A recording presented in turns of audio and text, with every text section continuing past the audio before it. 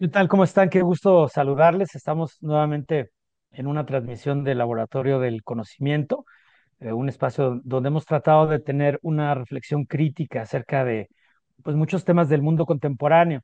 Y el día de hoy justamente queremos hablar acerca de uno de estos temas que por supuesto tiene una enorme presencia en nuestra vida social y es el concepto de la inteligencia artificial con todos los muy diversos dispositivos que ya están instalados al parecer en nuestra vida cotidiana a través de los múltiples recursos tecnológicos que usamos y donde pareciera que pues hay muchos tipos de discurso en torno a esto, ¿no? Algunos discursos pueden ser a lo mejor discursos muy utópicos, ¿no? Algunos de ellos, pero quién sabe qué tanto detrás de esa utopía hay, digamos que algunas líneas argumentales que quisiéramos analizar en este episodio. Es decir, es un episodio en el que quisiéramos tener una reflexión crítica acerca de este concepto y para eso voy a darle la palabra a Eugenio Tiselli, una persona que, como ustedes saben, ha dedicado mucho tiempo a la reflexión en torno a la tecnología.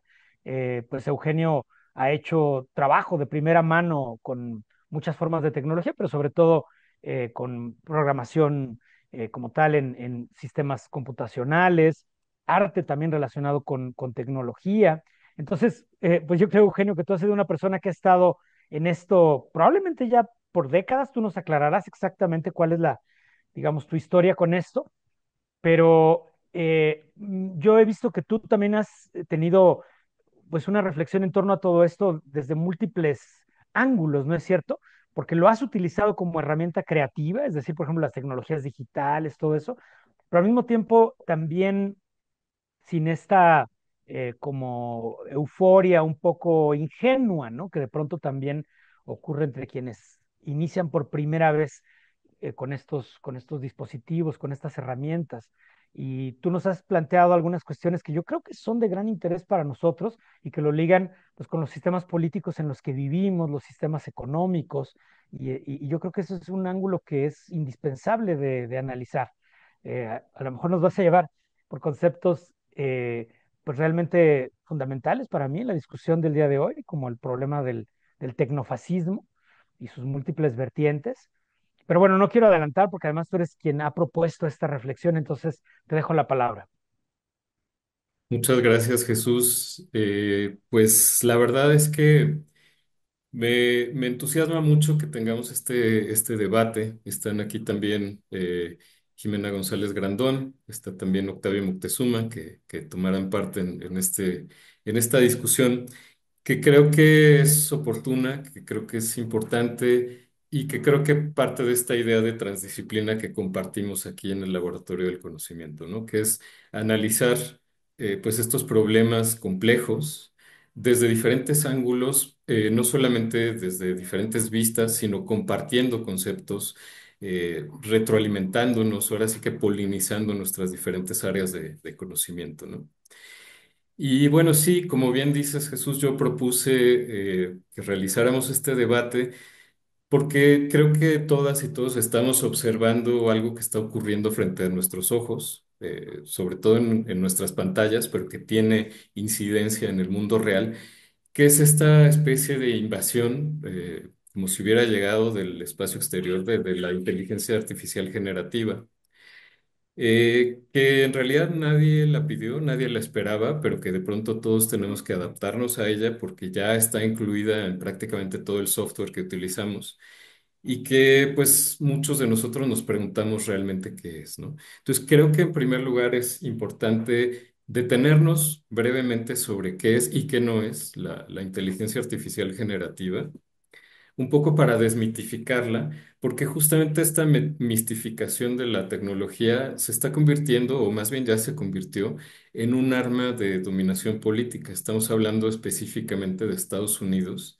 y de sus políticas que en este momento son pues bastante inquietantes. Ya intentaré definirlas con algunas palabras, pero cada día estamos viendo medidas nuevas. Hoy, por ejemplo, salió una orden ejecutiva de la Casa Blanca diciendo que cualquier país que pretenda regular el avance tecnológico de Estados Unidos a través, por ejemplo, de reglamentaciones como se hizo en la Unión Europea, que se hizo una serie de medidas para controlar el uso de la inteligencia artificial. Pues todas estas medidas evidentemente van en contra de los intereses tecnológicos de expansión de la industria de Estados Unidos. Y Trump anunció hoy que cualquier país que se atreva a adoptar este tipo de medidas va a ser sancionado. No se especifica exactamente de qué manera. Es una medida de hoy. Lo más difícil de hablar de este tema es que cada día están pasando cosas nuevas. Así que creo que vale la pena empezar como desde el principio de cosas que sabemos y que cosas que podemos afirmar. Y bueno, pues yo quisiera empezar hablando un poco sobre la inteligencia artificial. Tienes razón, Jesús, llevo varias décadas metido en el tema. Ya desde la universidad, tengo que decir el año que era, pues era el año 94. Ya me interesaba la inteligencia artificial. Yo estaba estudiando ingeniería en sistemas computacionales y tenía la intención de estudiar una maestría en inteligencia artificial. Al final me fui por el lado del arte electrónico, ¿no? Pero pues desde aquel entonces estaba ya investigando. Lo que había en ese momento era sobre todo los sistemas expertos, que eran sistemas especialistas en responder preguntas sobre un tema específico, ¿no? Más tarde se empezó a hablar sobre la inteligencia artificial general, que era no una inteligencia como de los sistemas expertos, sino una inteligencia que pudiera resolver no solamente preguntas sobre un tema, sino sobre cualquier tema, ¿no? Pero aquí quizá lo que hay que subrayar es la palabra inteligencia, ¿no? Y me voy a ir un poco hacia atrás. Y pido disculpas porque a veces uno empieza desde el neolítico, ¿no? Para explicar las cosas y puede parecer un poquito ridículo, pero creo que en realidad hay que mirar al campo de la inteligencia artificial, que ya tiene casi 75 años de historia, y esto es algo que pasamos por alto a menudo, ¿no? Yo considero que el artículo fundacional de la inteligencia artificial fue escrito en 1950 por Alan Turing, este famoso matemático inglés. Y es un artículo que está disponible en Internet por si desean leerlo. Se llama Computing Machinery and Intelligence. Y el artículo abre con una pregunta. Turing se pregunta, ¿puede pensar una computadora? Inmediatamente después, Turing descarta esa pregunta porque la considera absurda y más bien se pregunta, ¿puede una computadora producir lenguaje de tal manera que parezca inteligente? Y entonces a partir de ahí empieza a elaborar todas sus teorías. En 1956 en el Dartmouth College se utiliza por primera vez el término inteligencia artificial, basado en buena medida en las teorías de Turing. Y creo que aquí la palabra clave en la propuesta de Turing, se habla mucho de la prueba de Turing, ¿no? Que se dice que si estamos conversando con dos entidades a través de una pantalla y no podemos distinguir cuál de esas entidades es una computadora y cuál es humana, entonces se dice que esa computadora que está ahí atrás pasa la prueba de Turing. En realidad, Turing la llamó The Imitation Game, el juego de la imitación, es decir, cuando una computadora puede imitar la inteligencia humana a través del lenguaje, entonces pasa esa prueba, pero no quiere decir que la máquina sea inteligente ni que esté pensando, sino que está haciendo parecer como que está pensando, ¿no? Creo que este mito que tenemos de que las computadoras pueden pensar, de que pueden razonar, en buena medida también estuvo fomentado por la teoría del funcionalismo computacional, que más bien lo que decía, lo que proponía es que la mente es lo que la mente hace, ¿no? O que la mente es una serie de habilidades que son independientes del cerebro, que son independientes del cuerpo y que por lo tanto, pues una persona puede tener mente, pero también un termostato o una computadora, ¿no? La persona, y esto te lo debo a ti, Jesús, que nos compartiste pues esta entrevista con la persona que propuso la teoría del funcionalismo computacional, Hilary Putnam.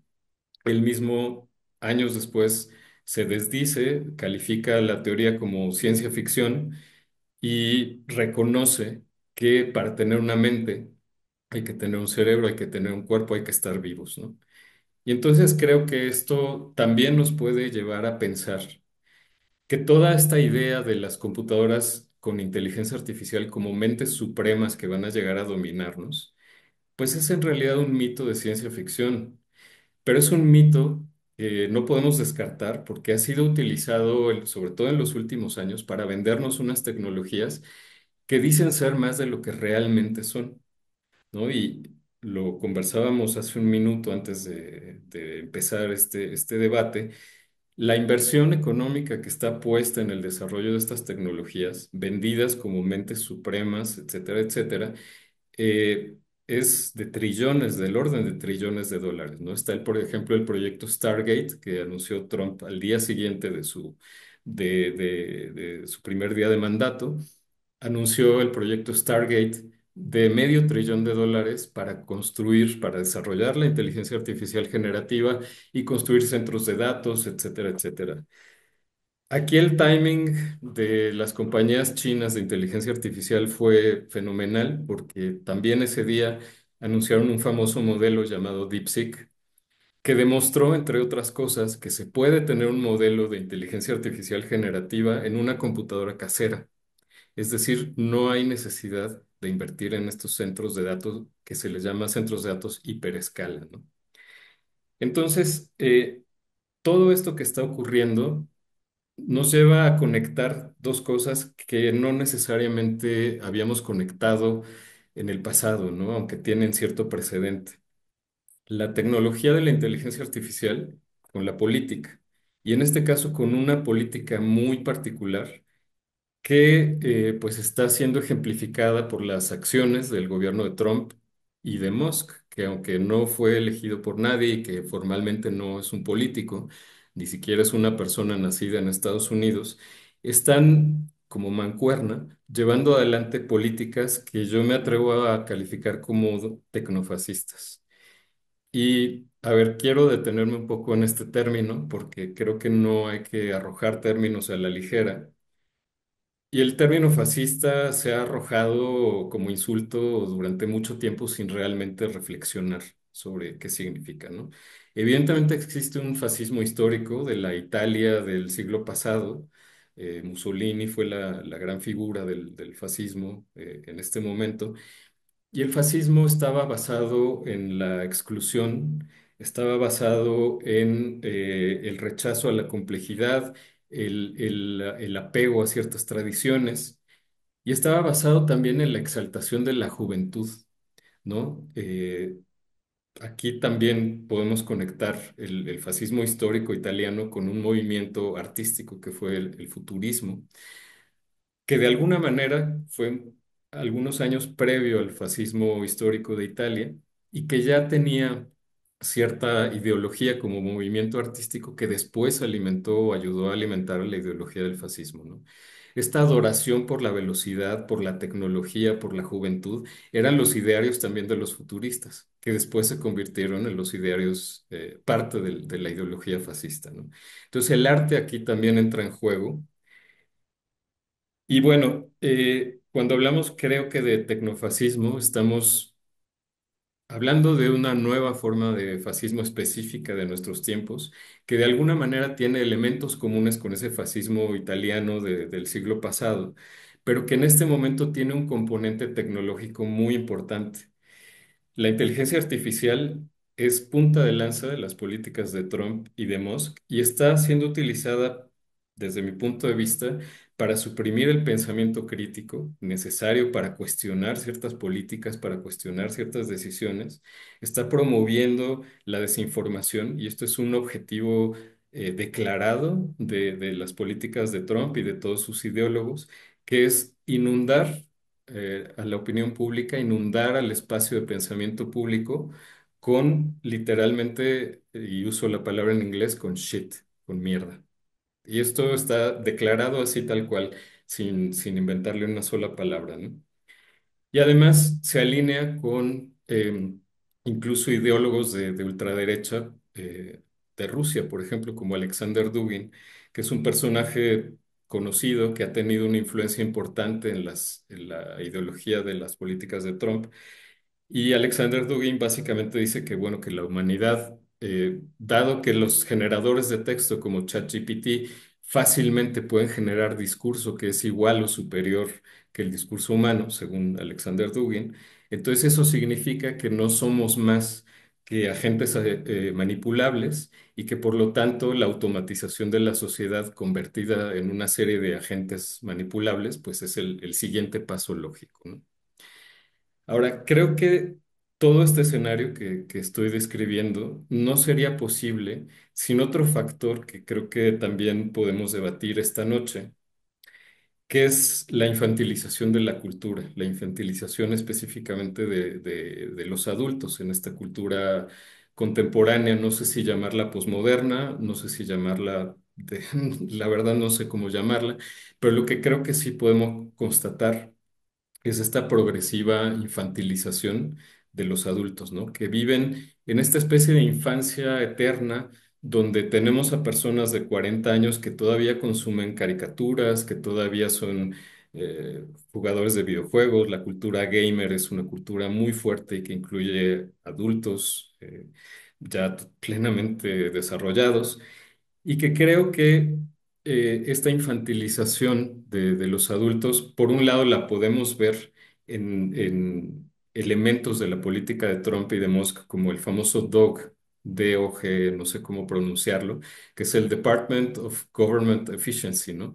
Pero que Dog también es el perrito de los memes, que es un perrito muy simpático y que es como este emblema de cómo los memes y los personajes de caricatura ya están siendo utilizados como emblemas de una agencia que ahorita está recortando los gastos públicos del gobierno de Trump y está despidiendo a cientos, quizá miles, no tengo la cifra, de trabajadores del Estado, ¿no?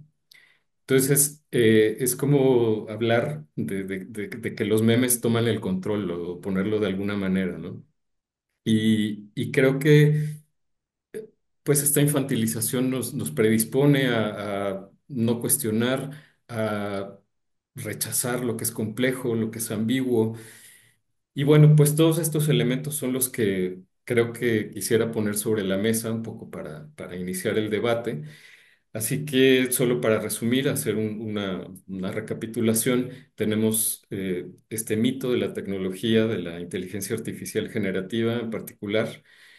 Tenemos el tecnofascismo, que ha tomado como punta de lanza de sus políticas pues el avance, la expansión, no solamente tecnológica, sino incluso territorial de la inteligencia artificial a través de los centros de datos.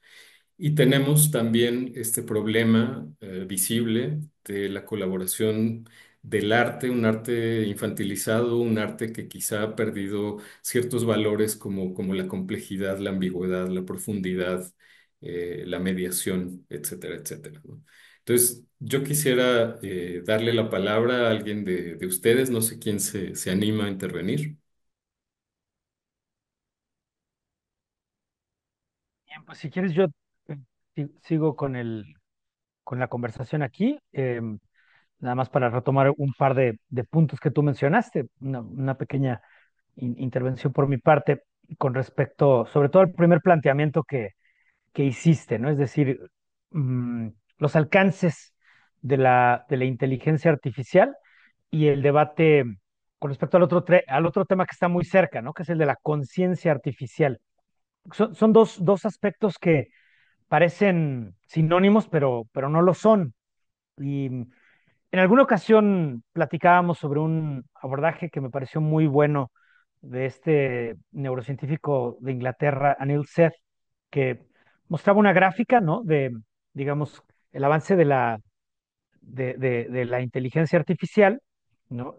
Y por otra parte, digamos, la falta de avance completamente en el sentido de la conciencia artificial. Y entonces, a algunas personas como que no les queda muy clara esa relación y yo quisiera explicar por un segundo nada más, poner una palabra que ayuda mucho a entender la diferencia. Entonces, a lo mejor una inteligencia artificial puede resolver cierto tipo de problemas, ¿no? Mediante mecanismos computacionales o como lo haga, eh, incluyendo el problema a lo mejor de ordenar algunas palabras para que pues aparezca una frase con sentido, ¿no? O aparentemente con sentido. Pero el problema de la conciencia tiene que ver más bien con la experiencia subjetiva, o sea, la experiencia vivida del sujeto. Yo creo que por eso Alan Turing, rápidamente en el artículo que tú mencionas, es cierto, en las primeras líneas, ¿no? Pregunta, ¿pueden pensar las máquinas? Luego dice, bueno, si no pueden pensar, podemos hacerle creer al otro que están pensando, ¿no?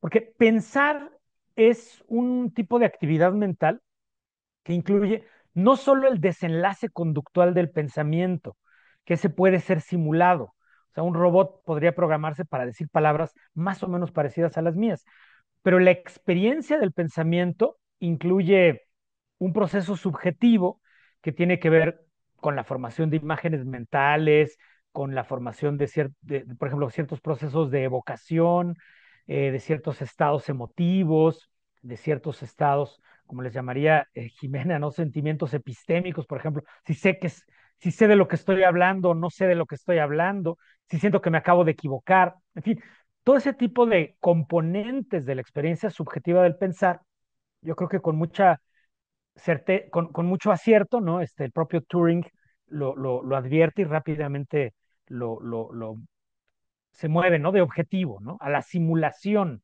de el pensamiento humano. Entonces, una palabra que nos ayuda mucho siempre a caracterizar el fenómeno de la conciencia, no porque sea el único, es, por ejemplo, el fenómeno del dolor, ¿no? El fenómeno del dolor es un fenómeno completamente subjetivo, es un estado de conciencia y ese no ha sido simulado en ningún sentido por ninguna inteligencia artificial. O a lo mejor como podrá decir en su momento Jimena, no solo el dolor, no, sino el gozo, el placer y todas las experiencias también de otra índole. Pero esas experiencias afectivas, por ejemplo, son el tipo de elementos clave, ¿no? Para hablar de un fenómeno de conciencia. Entonces, en ese sentido, no hay prácticamente ningún avance en estos desarrollos tecnológicos, ¿no? Sí los hay en simular el comportamiento humano, ¿no? Incluyendo el comportamiento cognitivo, por ejemplo, ¿no? Incluso el comportamiento afectivo puede ser simulado en el sentido de que una inteligencia artificial, por ejemplo, el chat GPT, ¿no? Uno le hace una pregunta con signos de interrogación o signos de admiración y te contesta también así con signos de admiración entusiasta, ¿no? Claro que puedo ayudarte, ¿no? Entonces ahí está simulando la prosodia y los estados afectivos del discurso humano, porque está programado para ello, ¿no? Pero en la experiencia subjetiva no hay absolutamente ninguna evidencia empírica de que haya algún avance ni en Boston Robotics o Boston Dynamics, ni ninguno de los desarrollos que conocemos, ¿no? Entonces, eso me parece a mí muy importante para puntualizar esa diferencia. Y otro comentario que me parece que está muy relacionado con ello es lo que tú estabas mencionando sobre Hillary Putnam, ¿no? La verdad, un magnífico filósofo que, pues con mucha honestidad intelectual, se le acusó muchas veces de contradecirse, ¿no? Porque más bien él desarrollaba una idea, porque ahí lo llevaba sus mecanismos deductivos y lógicos y demás, y luego cambiaba en cuanto, pues tenía de pronto un nuevo insight, una nueva introspección, un nuevo razonamiento, o era contrastado con la evidencia, ¿no? Entonces, ciertamente, Putnam planteaba que, que el cerebro humano, ¿no? Podría ser como una computadora en el sentido de que hay un hardware, que sería propiamente el cerebro, y la mente serían los estados lógicos, le llamaba él, ¿no? Los estados lógicos, que serían como el programa operativo o los softwares, que yo creo que aquí la metáfora es muy importante porque un software, digo, tú eres el experto en eso, ¿no? Y me podrás corregir, pero un software, o sea, yo puedo, por ejemplo, mis datos de cualquier software, correrlos en otra máquina, ¿no? Puedo utilizarlos en otra máquina, puedo procesar mis datos, mis textos, por ejemplo, de mis procesadores de palabras y demás, los puedo procesar en otra máquina, sin ningún problema, ¿no? O mis softwares de estadística que yo uso, los puedo procesar en otra máquina. Y son los mismos programas, son los mismos datos, son los mismos archivos, son intercambiables. O sea, la copia es igual al original, siempre y cuando estén perfectamente sincronizados, ¿no? Pero el caso de los estados mentales de un ser humano, no hay absolutamente ninguna evidencia de que sean independientes del sustrato, que ese sería el problema técnico digno de análisis para otra sesión probablemente, ¿no? Es un debate muy actual en la ciencia de la conciencia, o sea, ¿la conciencia es dependiente del sustrato o no es dependiente del sustrato? Porque, por ejemplo, aquí la versión más antigua de una conciencia no dependiente del sustrato, pues sería cualquier versión espiritual o religiosa de la reencarnación o de, por ejemplo, de que el alma abandone el cuerpo y se va al inframundo, al cielo, al infierno o a donde sea, ¿no? Eso sería independencia del sustrato. Y ahora en una versión tecnológica sería como esta fantasía del mind uploading, ¿no? O sea, que yo pueda subir mis datos. Entonces, la idea sería técnicamente que si nosotros conociéramos, o sea, si lo mental fuera información y nosotros conociéramos exactamente la configuración de la información, entonces no habría ninguna limitación técnica en teoría para extraer los datos y ponerlos en otro lado. Por ejemplo, ponerlos en una inteligencia artificial, ponerlos en un robot, ponerlos en otro cuerpo, ¿no? Mediante una especie de trasplante de conciencia, algo así. Y estas son como fantasías, ¿no? Que están en muchos tecnólogos y que están también en muchos teóricos del transhumanismo y todo eso que ya hemos discutido en otro momento. Ahora, a mí me ha llamado mucho la atención en el debate contemporáneo de la conciencia la posición de los tecnólogos. No quiero generalizar porque seguramente hay toda suerte de tendencias en ese campo, pero hay una corriente grande de tecnólogos que están completamente convencidos de que esto es así y de que solamente necesitan el algoritmo correcto, el código correcto, para que entonces casi en automático sucedan dos cosas, ¿no? Uno, sí se podría hacer un tipo de mind uploading y dos, sí se podría desarrollar la conciencia artificial, ¿no? La pregunta evidente es, en primer lugar, ¿para qué, no? O sea, ¿para qué? Esa es la pregunta que, como lo decía mi maestro González Cruzín, o sea, solo porque técnicamente algo se pudiera hacer no quiere decir inmediatamente que haya que hacerlo. En la biología humana es muy común, ¿no? Y Octavio, que estudió biología de la reproducción, lo puede decir, ¿no? Pero además sí está la cuestión del debate científico de fondo de si realmente sería eso posible técnicamente. Entonces, finalizo mi intervención con una de las muchas experimentos mentales que se usan para debatir esto, y que es el famoso caso de la barca de Teseo, ¿no? Que se le llama, que es un tema clásico de la filosofía, ¿no? Que es la pregunta de que si la barca de Teseo, por ejemplo, cada noche le cambian una pequeña parte de los componentes de madera o de metal que lleva la barca, ¿no? Cada noche se le cambia una y otra y otro y otro y otro. Al final, ¿es la misma barca o ya no es la misma barca? Porque si uno piensa que sigue siendo la misma barca y ya no tiene ningún componente material del principio. Entonces, este es un poco el tipo de razonamiento que llevaría a Hillary Putnam a decir que lo que determina, digamos que la identidad de la barca sería su forma, o sea, la causa formal, lo que hubiera dicho Aristóteles, ¿no? La causa formal. Sin embargo, ese ejemplo de la barca de Teseo no parece ser inmediatamente aplicable al caso del cuerpo humano, ¿no? Del cerebro humano, si se quiere, del sistema nervioso, o del cuerpo humano en su conjunto, donde lo que sabemos, ¿no? Es que, digamos que el software, si se quiere hacer esa metáfora, es indistinguible del hardware porque las operaciones lógicas, los procesos psicológicos, los procesos cognitivos, afectivos y demás modifican el hardware, lo transforman físicamente, ¿no? Hay sinaptogénesis, hay proliferación de dendritas, hay conectividad entre neuronas que aparece después de un aprendizaje o durante el aprendizaje y que además después determina cómo va a ser la siguiente operación, ¿no? Entonces, por eso neurocientíficos como David Eagleman, por ejemplo, utilizan mejor esa metáfora del live wired, ¿no? O sea, que nosotros sí estamos cableados, pero por la vida, ¿no? Estamos enraizados en la vida y es mucho más fértil a lo mejor la metáfora de un bosque, ¿no? Donde todo está completamente entrelazado y los desperdicios de un ser vivo pueden ser nutrientes para el otro y todo está estrechamente interrelacionado en un sentido ecológico. Y eso es muy distinto a la mejor a la composición física y lógica de una computadora digital, ¿no? Entonces, bueno, ese sería el comentario que yo podría hacer hasta el momento. Muchas gracias, Jesús. Dijiste muchas cosas muy, muy relevantes, pero quisiera, antes de darle la palabra a Jimena o a Octavio, quien quiera ir después, quisiera subrayar algo que dijiste, que más o menos palabras más, palabras menos, es pensar no es ir directamente al resultado del pensamiento, sino que hay toda una experiencia subjetiva que es totalmente determinante para el proceso del pensamiento y para su resultado, ¿no? Y el hecho de que la inteligencia artificial esté teniendo tanta popularidad, tanto auge en el día de hoy, quizá nos lleva a pensar que se ha aplicado un paradigma productivista al pensamiento. Es decir, no importa la actividad subjetiva, no importa el proceso, no importa nada de lo que ocurre en el pensamiento, sino solamente el resultado, ¿no? Y es justamente lo que sí generan estos algoritmos como ChatGPT u otros que generan resultados de inmediato, ¿no? Por ejemplo, leer 4 artículos y hacer un resumen de esos 4 artículos, quizá a mí me llevaría una hora, pero a ChatGPT le lleva 10 segundos, ¿no? Y esto se ve como como algo deseable, ¿no? ¿Por qué? Porque se está aplicando este paradigma productivista de haz más en menos tiempo eh, al pensamiento, ¿no? Entonces creo que es eso.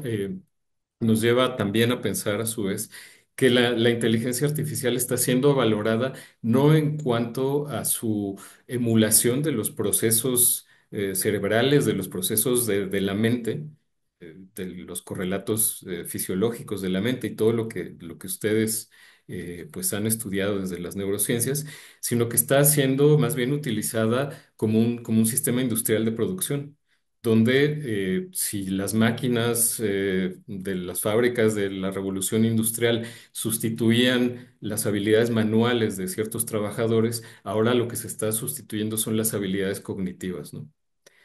Con todos los riesgos que eso conlleva. Eh, pues no sé, Jimena o Octavio, si alguno de ustedes quiere tomar la palabra, se anima Jimena. Adelante, te escuchamos. Hola, ¿qué tal? No, bueno, pues creo que muy importante y muy pertinente estar platicando de estas cuestiones.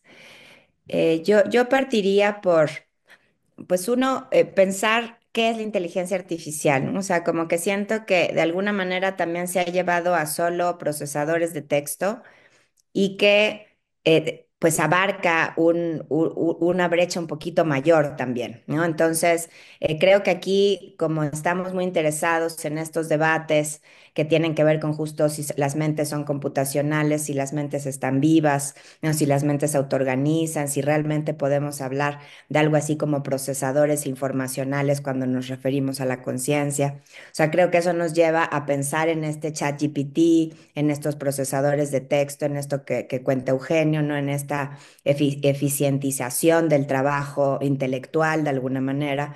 Eh, pero sí pensar que la idea es que la inteligencia artificial sí es un trabajo además del ser humano, o sea, somos los seres humanos los que estamos buscando que las máquinas simulen, ¿no? Una actividad, un comportamiento, un accionar de la humanidad, ¿no? Entonces, a mí eso de entrada me parece tremendo porque pues es lo que están platicando tanto Eugenio como Jesús, ¿no? O sea, de una u otra manera es también reducir la experiencia humana de estar vivos, ¿no? De pensar, de imaginar, de simular, de bailar, de imaginarte bailando, o a simplemente un mentalez, ¿no? O sea, es otra manera de volver a pensar que nuestra mentalidad pues puede reducirse simplemente a una mente computacional.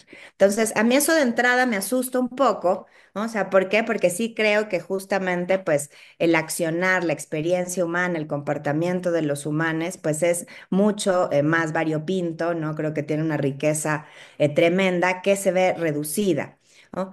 En ese momento o sea, mi gran argumento sería, o sea, la vida afectiva no es un procesador, ¿no? O sea, yo partiría por eso, o sea, a mí lo que me da mucho susto, ¿no? Que ya también lo estaban platicando un poco ustedes, es que esto sí también responde a un cambio epistémico, ¿no? A un paradigma, a esta episteme de la que hablaba, por ejemplo, Michel Foucault, en la que justamente también es automatizarnos como funciones, ¿no? O sea, de pronto también hay una cierta cuestión de estos tiempos modernos de los que hablaba Chaplin, de esta automatización de funciones, que de pronto pues justamente no vamos a dejar fuera pues todo lo que implique equivocidad, ¿no? Todo lo que implique pues mayor diversidad, todo lo que implique que me afecta. ¿no? O sea, ¿por qué voy a reflexionar sobre lo que me afecta? No, no pienses, no reflexiones, rápido, ChatGPT te lo resuelve. ¿Quieres hasta una broma para tus estudiantes?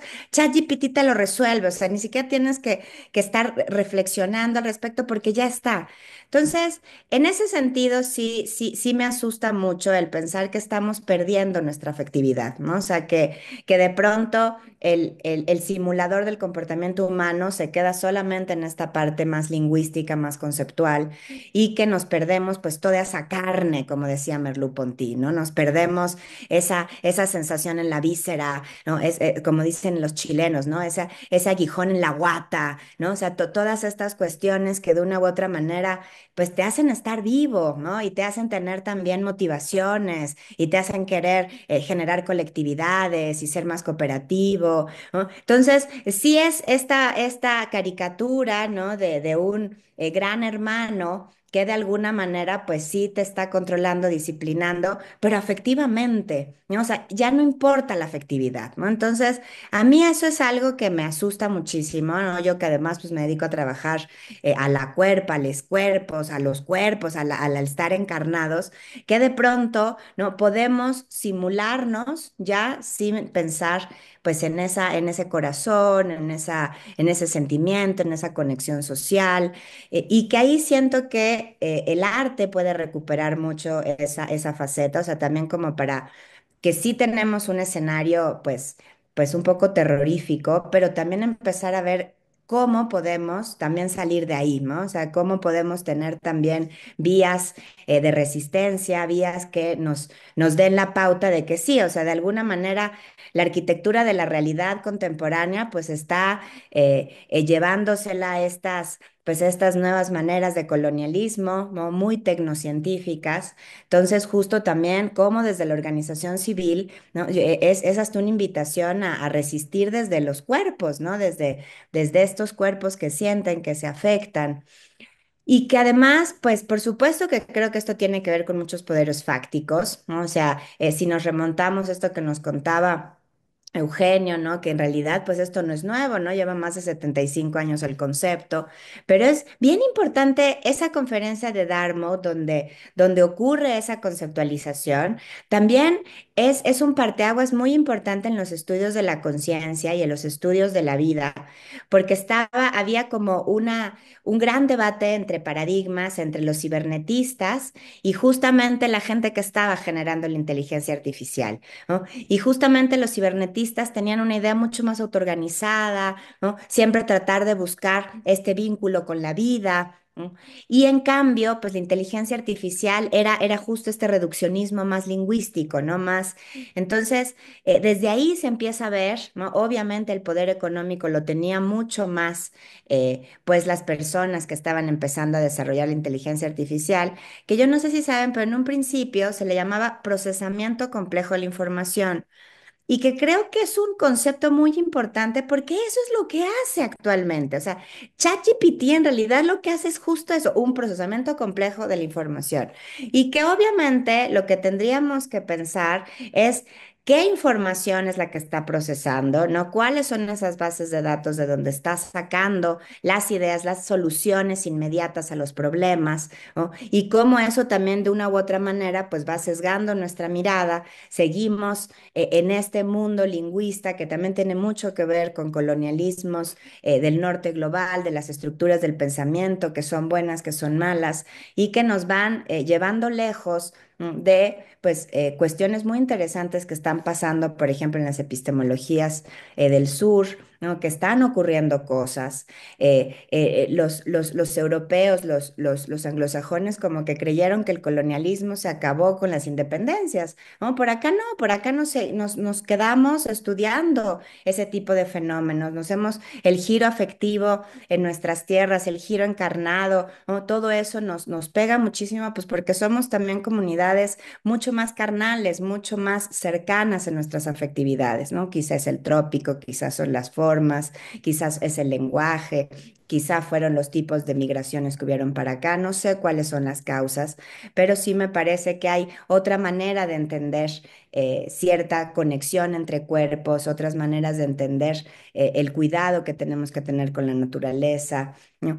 Ahora estamos investigando una comunidad celtal y ver cuáles son sus prácticas encarnadas y comunitarias de lactancia. Y ha sido bien interesante entender eso, ¿no? O sea, cómo es otra cosmovisión, cómo es otra manera de entrelazarte con el cuerpo de tu infante, ¿no? Cómo esa manera carnal de estar siempre con tu infante colgado en el rebozo genera otro tipo de experiencias, ¿no?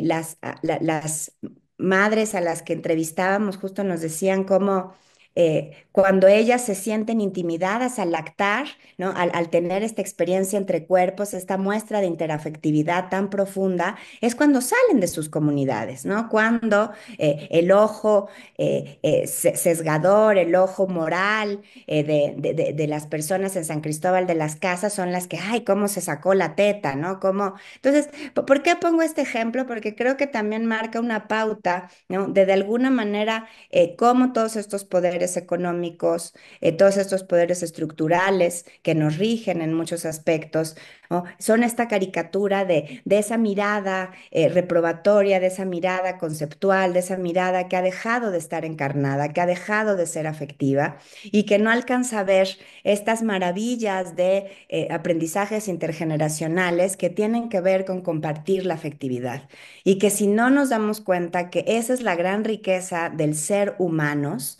¿no? Esa riqueza afectiva, el lenguaje es justo, el lenguaje, pues la inteligencia artificial nos va a terminar ganando, ¿no? O sea, es como la teoría del caos, o sea, el tipo de ecuaciones que tenían que marcarlas, ese tipo de teorías, pues no las alcanzaba a ser un ser humano en su vida, ¿no? Entonces, claro, esas iteraciones son tremendas, pero entonces, obvio que la inteligencia artificial en ese sentido va a ser un procesador del lenguaje cada vez más complejo y más tremendo y seguramente más rápido que nosotros, seguro.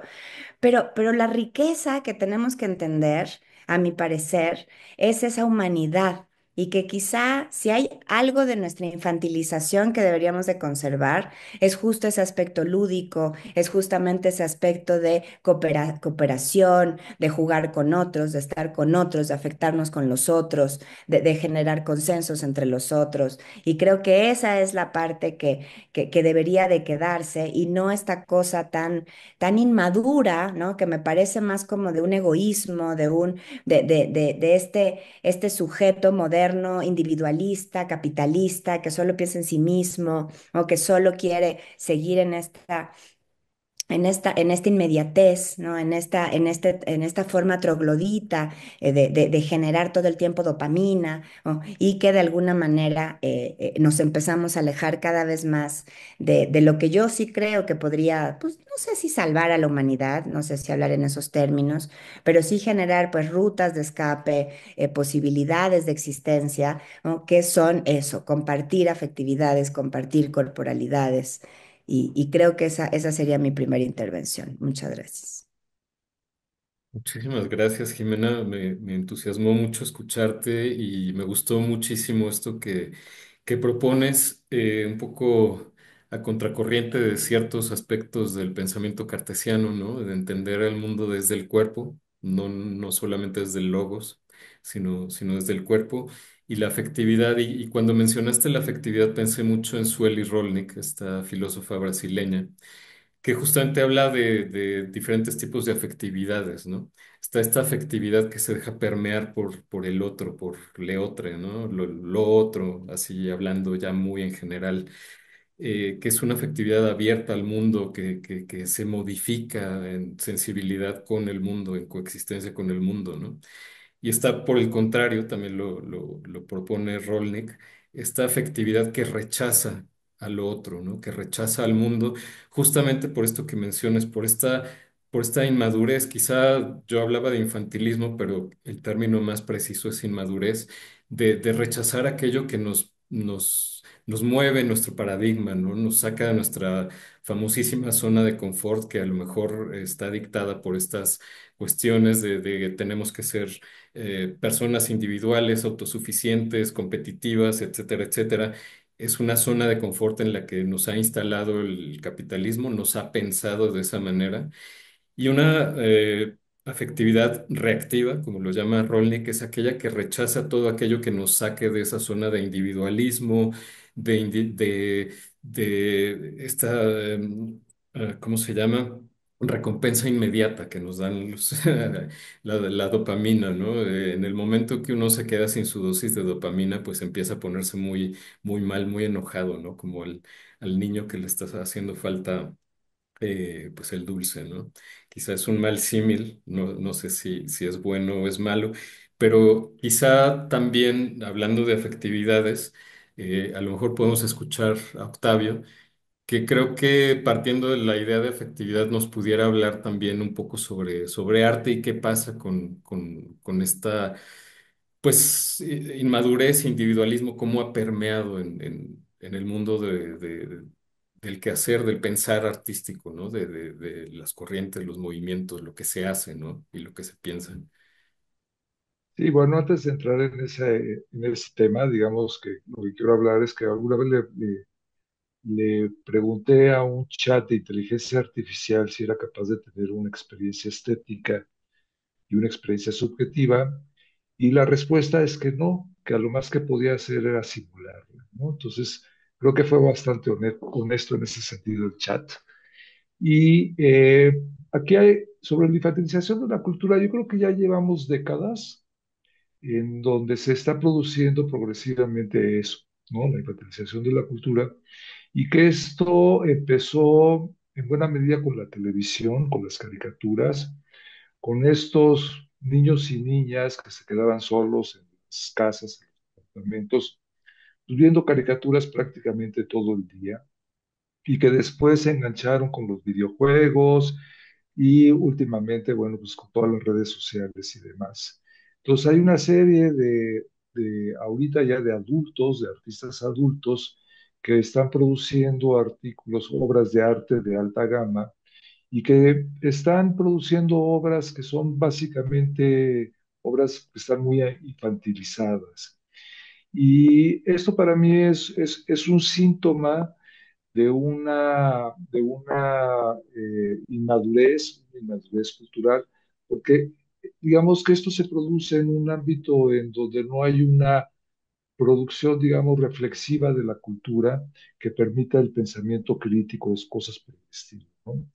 Y nos habla también de una vulnerabilidad en ese sentido a todo lo que tenga que ver con manipulación mediática, porque al no desarrollar una cultura que tenga un pensamiento crítico, que no favorezca un pensamiento crítico, es muy fácil, por lo tanto, también ser manipulables por estos mismos medios, ¿no?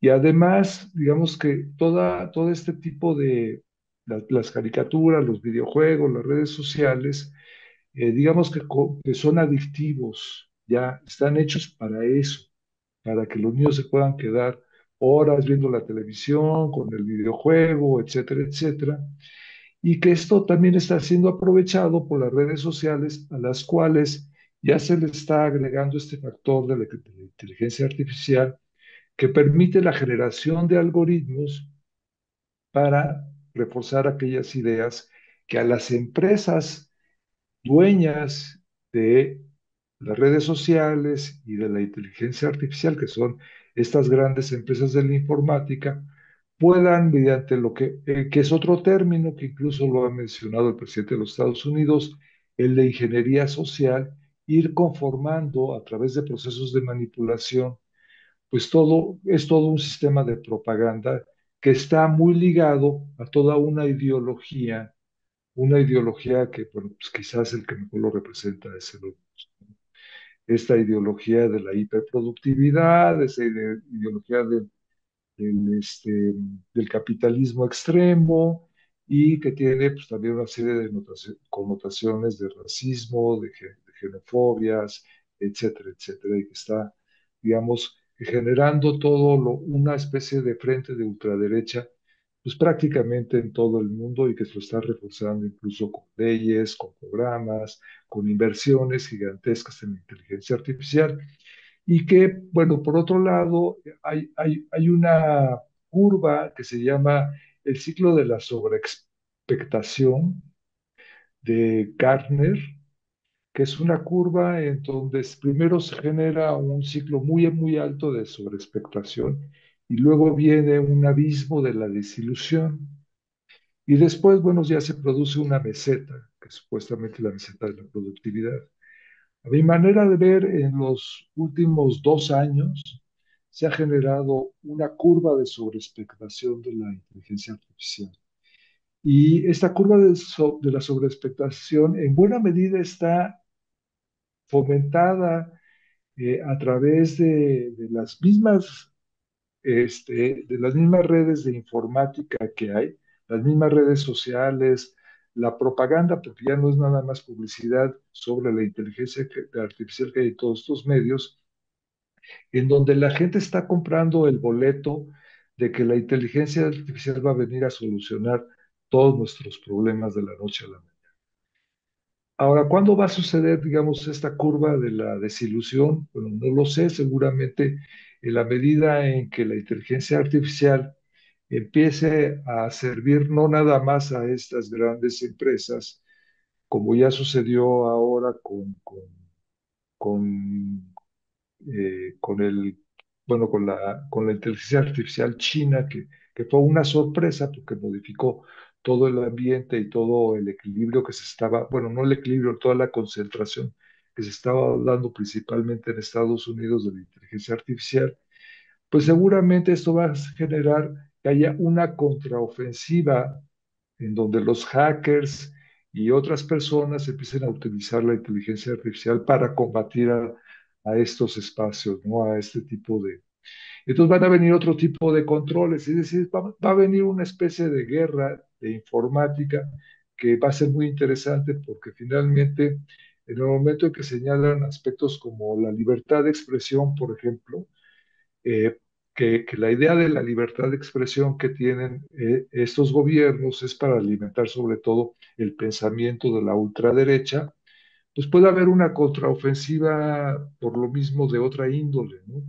Entonces, creo que es un momento especialmente riesgoso en muchos sentidos, pero también creo que puede haber una serie de formas de resistencia, y no nada más de formas de resistencia, sino incluso de contraataques que vengan de otros lugares, que van a generar pues, una especie de contraofensiva que va de alguna manera a neutralizar todo esto, ¿no? Eso es algo que puede suceder, es un panorama que no hay que descartar de todo, pero también es cierto que es muy importante que a nivel individual tengamos conciencia de que cada vez que nos metemos a las redes estamos generando o estamos alimentando formas también de manipulación y que lo que tenemos que hacer es desarrollar una cultura que sea más madura, que de alguna manera sí genere procesos de pensamiento crítico y también pues de alejarnos de estos procesos de inteligencia artificial que ya están en todas partes. Seguramente ahorita en esta misma conversación alguien nos está checando, estamos alimentando un servidor que está en alguna parte eh, del mundo y toda esta información la están captando para hacer parte del machine learning y de la inteligencia artificial y de todo esto, ¿no? Entonces este discurso ya forma parte de alguna forma de todos estos aspectos que estamos precisamente comentando. Gracias, Octavio. Pues esto que hablas sobre la contraofensiva, yo creo que se puede plantear desde el arte, ¿no? Y retomando varias ideas que ya plantearon Jimena y Jesús también, yo creo que en este momento una contraofensiva artística puede estar basada en un arte que ponga en el centro el cuerpo, que ponga en el centro las afectividades, el afecto de forma cada vez más explícita. Digo, el arte tiene siempre implícito un afecto, pero mientras más explícito se haga, más prueba vamos a tener de que ese arte es humano, quizá. Estoy tratando de imaginar cómo podría ser un arte que logre hacer esta especie de contraofensiva contra esta hegemonía tecnológica. Eh, Y digo, lo pienso un poco también desde el arte digital, que es un campo al que pues me he dedicado ya desde hace 25 años. Una de las estrategias centrales del arte digital durante mucho tiempo fue el remix, ¿no? El tomar diferentes contenidos, hacer una remezcla de esos contenidos y generar algo nuevo a partir de esa mezcla, ¿no?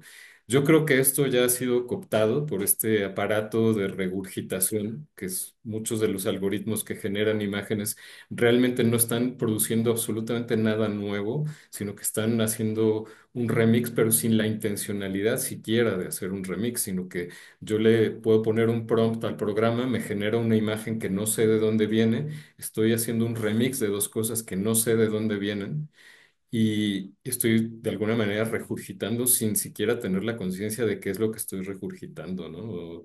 O remezclando, pero de una manera bastante ajena al proceso de remezcla, no como lo haría un DJ o alguien que está mezclando imágenes, sino simplemente algo bastante automatizado, ¿no?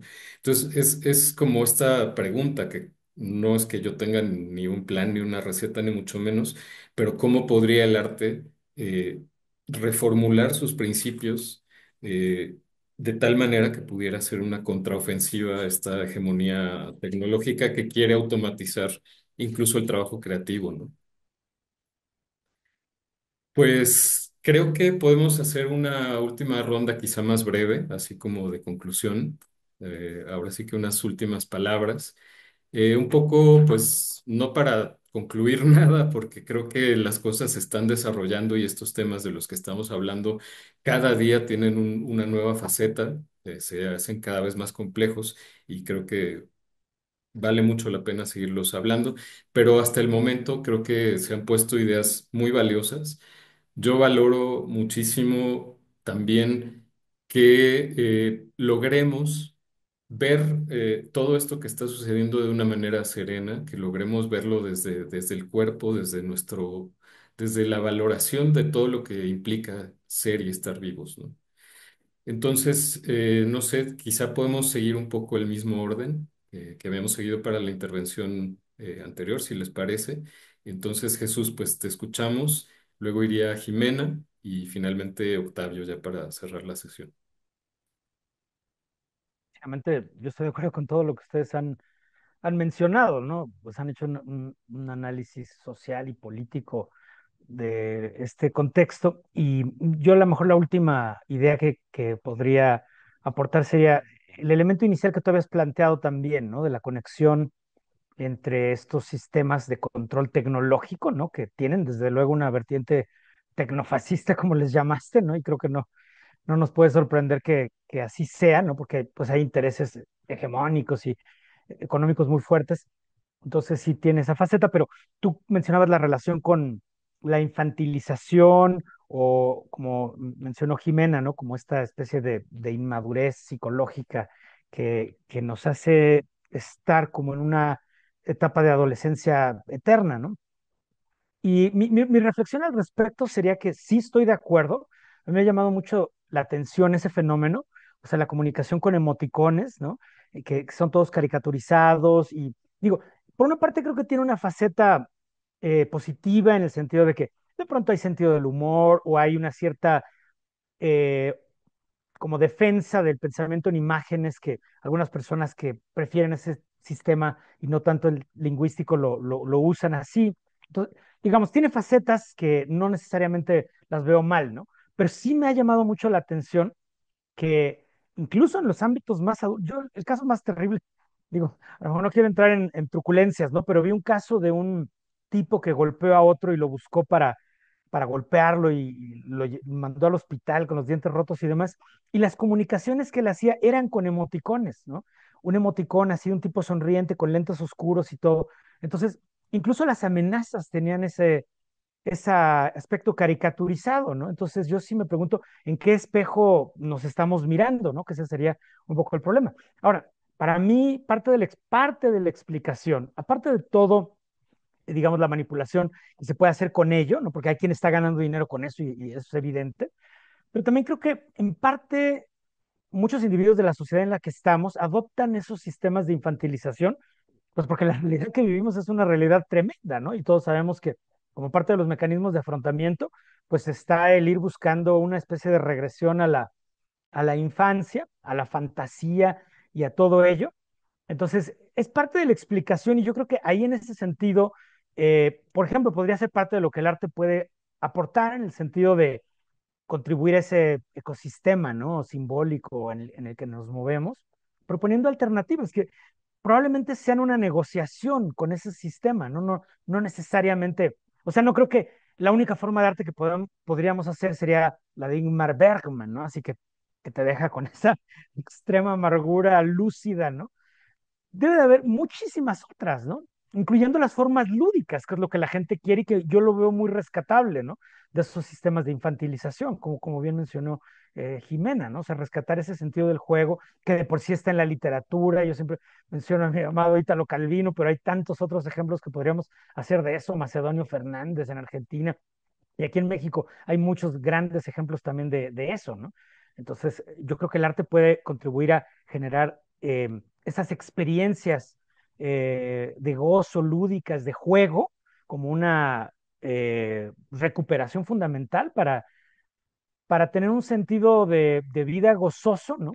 Y que no necesariamente nos haga prisioneros de esa como especie de pues, sistema de, de, de emoticones, ¿no? Que francamente sí puede ser de pronto ya también aburrido, ¿no? En el sentido de que son unas cuantas combinaciones y se agotan, ¿verdad?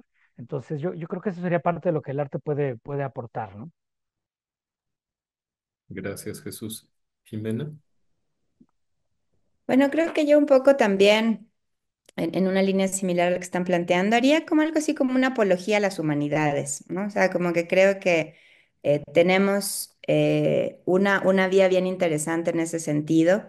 O sea, sin duda tenemos que reconocer la tremenda crisis civilizatoria que estamos enfrentando, no tenemos que dar cuenta de estos modos de producción capitalistas, extractivistas, que de alguna manera seducen, ¿no? ¿Por qué? Porque justo pues, es esta dopamina constante, ¿no? De una promesa de riqueza meritocrática, ¿no? De un progreso tecnológico infinito, ¿no? Que pues te va a solucionar todas tus necesidades, ¿no? Incluso las necesidades más ficticias que puedas tener, ¿no? Esta idea de un consumo desenfrenado, ¿no? Que además también es eso, ¿por qué tenemos que consumir tantos bits, ¿no? O sea, ¿qué necesidad también tenemos de estar, esto también que decía Octavio, ¿no? O sea, por supuesto que hay un montón de conductas súper adictivas, muy controladas, ¿no? Han salido documentales, hay también todo, empieza a haber una literatura incipiente que trata de explicar toda esta cuestión de por qué te sientes tan conectado con tu teléfono, con todo lo que aprende también estos aparatitos que te hacen estar ahí, ¿no? Entonces, yo pensaría en eso, que también estas crisis también llevan a crisis afectivas, llevan a crisis de cooperativismos y que esa para mí es la principal salida, ¿no? O sea, yo creo que parte de este tecnofascismo, pues justamente también tiene que ver con que no logramos escapar de estos ejes de opresores y oprimidos, de colonizadores y colonizados, ¿no? Y que parte de ya romper esta cuestión tiene que ver con eso, con reconocer la potencia que tiene la humanidad, las humanidades, ¿no? El hecho de estas justo afectividades. O sea, yo me acordaba cómo hasta es parte de este mismo sistema, de alguna manera opresor, ¿no? O sea, de pronto viene toda esta cuestión de Bolonia, ¿no? Para pues justo empezar a quitar el pensamiento crítico, empezar a quitar de los marcos curriculares educativos del mundo y reduciendo las materias de filosofía y reduciendo las materias que de una u otra manera pues te hacen reflexionar, te hacen cuestionarte, te hacen tener ganas de transformar la realidad, ¿no? Entonces, pues mientras de pronto empezamos a estar en este mundo embellecido por estas tecnosferas, ¿no? Como también empiezan a hacer estos imaginarios tecnológicos en donde no, o sea, todo está resuelto, ¿no? Y que justo cuestionarnos un poco, ¿no? ¿Por qué queremos que todo esté resuelto? O sea, si algo se ha descubierto es que las personas ricas no son felices, ¿no? O sea, que al tener todo resuelto, no es que mejore tu vida, tu desarrollo cognitivo, tu desarrollo emocional, ¿no? O sea, y también como algo que también quería mencionar es que también regresar a un tecnomundo en donde el logos es el que explica el comportamiento humano, también nos hace regresar a un atomismo, también nos hace regresar a un mundo estático, en donde justo no vemos que somos seres que cambiamos, aunque estamos todo el tiempo en un entorno dinámico, interactuando con un mundo que también cambia y que nosotros justo tenemos plasticidad afectiva, no, no, no, y que es parte de esta plasticidad neuronal, etcétera.